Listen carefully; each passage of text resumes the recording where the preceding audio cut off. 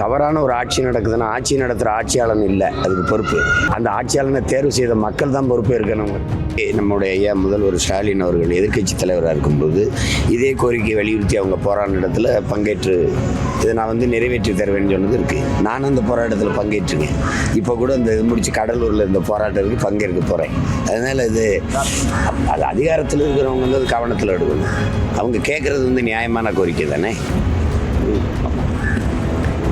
நீங்கள் உங்களுக்கு என்ன நிர்வாகத்தை முறையாக பண்ணியிருக்கீங்க? நீங்கள் எதுக்கு 58 வயசு ஓய்வு, அதையே 60 ஆக்குனீங்க? ஏன்னா அவன் ஓய்வு பெற்றுட்டான்னா அவனுக்கு ஓய்வூதியம் கொடுக்க உங்ககிட்ட காசு இல்லை. இப்போ இது 2 வருஷம் பணி நீட்டிக்கும் போது படிச்சுட்டு வேலை இல்லாமல் இருக்கிற இளைஞனுக்கு உள்ளே வர முடியல. 2 வருஷம் தாமதமாயிடுது. புரியுது அவங்களுக்கு? இப்போ நீங்கள் அவன் ஓய்வூதியம்ங்கிறத அவங்க பணத்தில் அதில் பிடிக்கிற பிடித்தல் தொகையில் தான் நீங்கள் கொடுக்க போகிறீங்க. அதனால இந்த ஓய்வூதியத்துக்கு பயந்துக்கிட்டு பணி நிரந்தரம் செய்யாமல் ஒப்பந்த தொழிலாளர்களாக பகுதி நேர ஆசிரியர்கள் இப்படியே வச்சுருவாங்க. எந்த இதுவுமே பாருங்கள். இப்போ அரசு பணின்னு எதுவும் இல்லை, எல்லாத்தையும் தூக்கி முதலாளிகள்கிட்ட கொடுத்துருது ஒப்பந்தம். இப்போ கடைசியாக துப்புரவு தொழிலாளியும் அதே தானே. எதுக்கு தனியார் முதலாளிகிட்ட கொடுக்கணும்? அவன் யார் சம்பளம் யார் கொடுக்குறது? அரசு தான் கொடுக்குது. 2,02,700 கோடி அவன்கிட்ட கொடுத்துருது. அவன் அதை எடுத்து இவங்களுக்கு சம்பளம் கொடுத்தா இப்போ அவனை லாபம் இல்லாமல் செய்வானா? தமிழ்நாட்டை சுத்தமாக வச்சுக்கணும்னு ஆந்திர முதலாளிக்கு என்ன ஆசையா? நீங்கள் சொல்லுங்கள். இப்போ ஒன்று இப்படி போக்குவரத்து தொழிலாளர்களோட அந்த 7,500 கோடி அவங்களுடைய பிடித்த பணம் இங்கே. அதை கேட்டு எத்தனை தடவை போராடுறாங்க.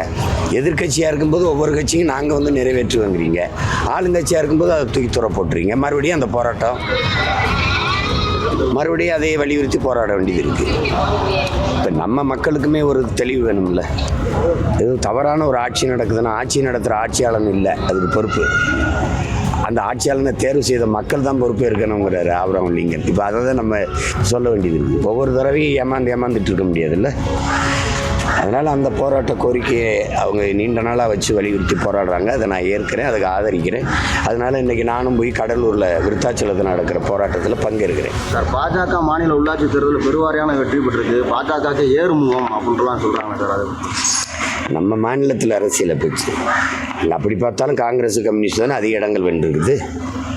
சார், இப்போ டிவிகேல முக்கியமான அதிமுகவில் இருக்க முக்கியமான அதிருப்தியில் இருக்க தலைவர்களை பூரா நான் டிவிகேக்கு இழுத்து டிவிகேவை வழிபடுத்துவேன் அப்படின்னு என்னோட